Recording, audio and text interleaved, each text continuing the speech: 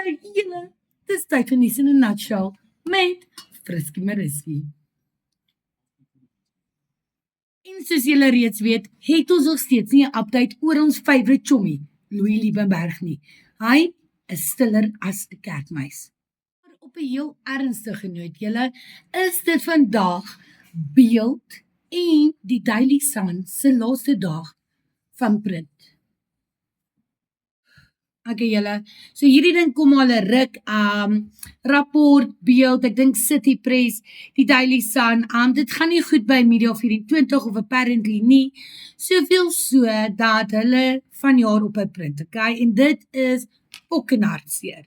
Die mense wat nie van my taal hou nie, skrol verby.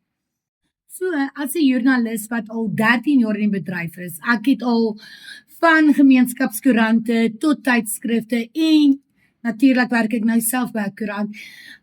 Julle vir jare en jare en jare kom hierdie dreigement van print is dead, alles gaan online. Ja, en nooit het ons gedink hierdie dag sou uitbreek waar jy mense sien post op sosiale media, Facebook, wat, met die heel laaste gedrukte kopie van die Beeld, julle. Ek het bietjie gaan kyk, jy weet, Beeld bestaan al 50 jaar.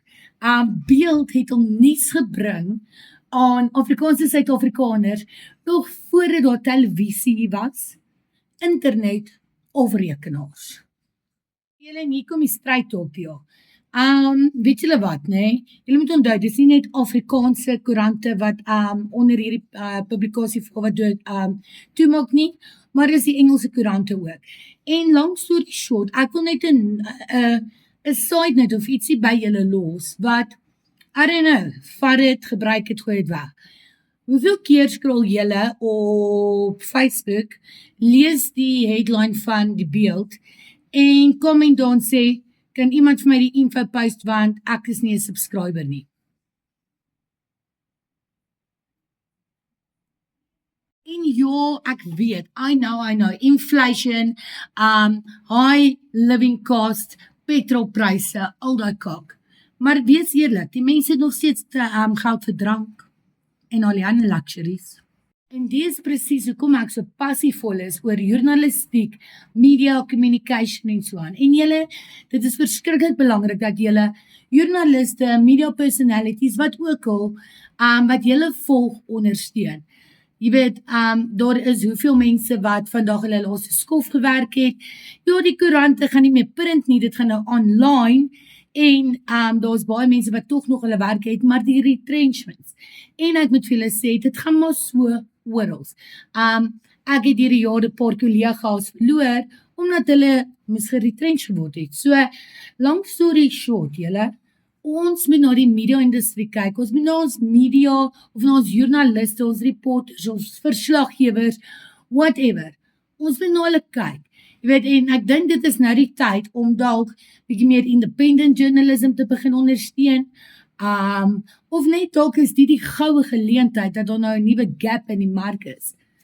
Ek wil nie vir AfriForum 'n idee gee nie, maar julle, daar's 'n geleentheid.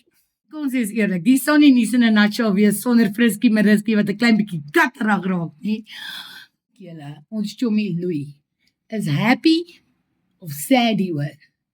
En as daar nou een ding is wat ek definitief gemis, is dit sy bakkies op die voorblad in 'n skreeuende posisie.